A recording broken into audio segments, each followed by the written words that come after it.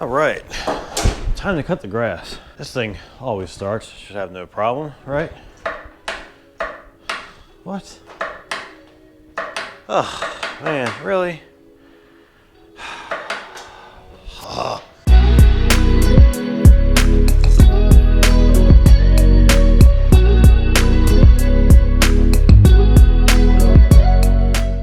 All right, guys, so we have a situation here on this Murray Select riding mower, and this is going to be really similar to a Craftsman or an MTD and probably a lot of other brands. Pretty much every riding mower is going to have a starter solenoid, and what we have is when you turn the key, there's just a click. Now I have this like snap-on version of a power probe. You do not need anything this fancy. You could literally just use a test light. Actually, what I did, which you could see in my other video on this mower, is I just ran a jumper cable from the positive post on the battery right to the positive post on the starter. I don't really recommend you doing that because you do create a pretty good sized spark because there's a lot of current draw going to the starter. But if you had a test light, so basically right here, this cover is just already removed on this tractor, but right here is the starter solenoid, and you're basically going to have 12 volts on the left side.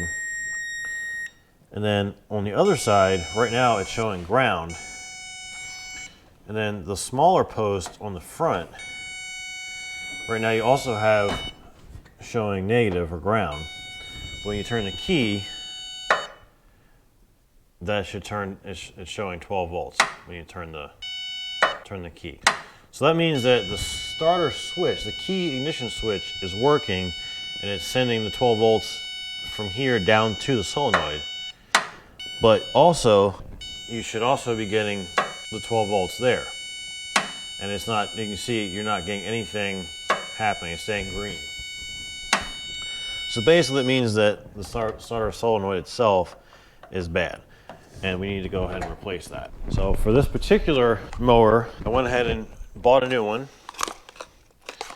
And this is a Stens. I bought this on Amazon. This was about $14 on Amazon, including shipping. The part number was 435-097, and it's a Stens, so this is an actual name brand part. You will want to disconnect the negative side of your battery when you do this because there is going to be battery voltage right there. If you touch that against anything in here, you're going to create a spark. So we're going to go ahead and disconnect the negative battery terminal as soon as I find a wrench. They should be 10 millimeters. Well, in my case, I have some incorrect size on here. I think in this case, the easiest way is going to be just to go right into here. And also, is a 10 millimeter.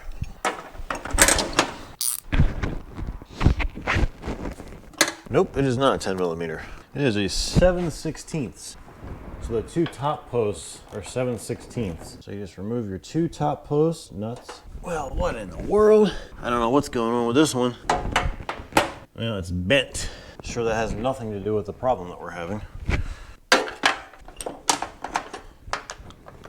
Is it even loosening?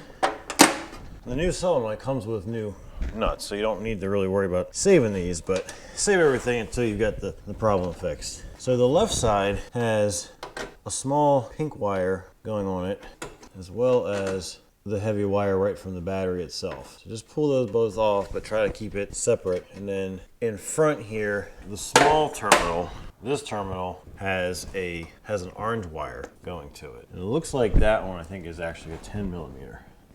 I mean, I'm sure it's probably like a 3/8 or something like that, but 10 millimeter also works. And actually I just realized that there's actually like a push-on terminal. So you could probably not take that off, but you could probably just unplug it. But we're just gonna go ahead and take that nut off. There's also a washer there. Make sure you use your washers. And then you just have to replace or remove the two. You can use a 10 millimeter. There's two bolts that actually hold. Stick this in there somewhere. All right, one bolt, screw, whatever you want to call it. I guess technically it's more of a screw. On the right side, let's see if we can do a better job with this. It's a 3/8. Let's stick with what it actually is. You can use a 10 millimeter if that's all you have is metric, but it's actually a 3/8. The bolts that hold it down are 3/8. There's your old one. You can see, same part, 852-1221-210-53, exactly the same part. And guys, all I did was actually just I took a picture of it and I went on Amazon and just looked and tried to match it up as best as I could. I could see that there was 2 mounting holes on the base. There was a few, I just typed in like Briggs & Stratton starter solenoid, and there's a few options came up. I could see some had like 2 posts here.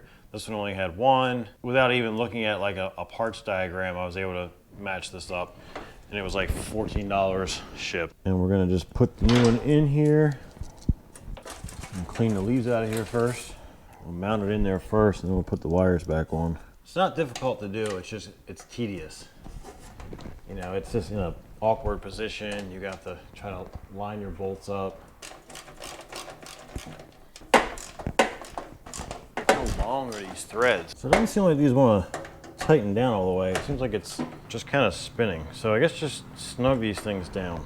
And I would just remove one of the nuts one at a time from the posts. And on the left side, we had the battery, the big heavy gauge red wire, and also the pink wire. And these you definitely just want to just snug it because it's just plastic.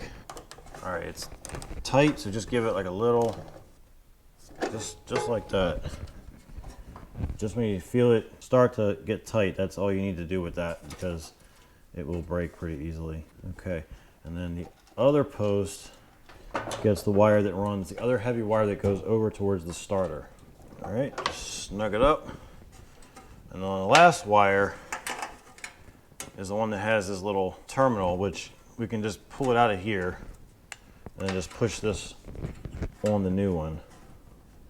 And just see how that connection feels, because sometimes you might need to, yeah, it's pretty loose, so just take some pliers, really gently tighten this up.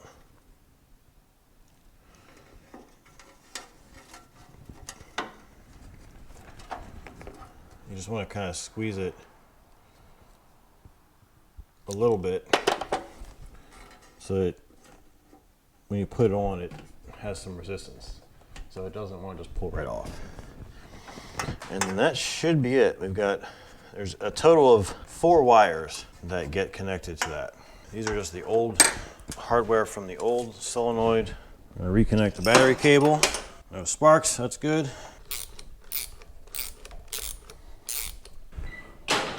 We should be good. So, perfect. And that's it. $15 to get you back going. About 10 minutes of your time. Easy fix, guys. All right, so thanks for watching this quick little video on how to replace a starter solenoid on an MTD, Murray, or Craftsman riding mower. Thanks, guys. Please subscribe if you found this video informative, educational in any way. Really appreciate you watching. Thanks. Have a great one, guys.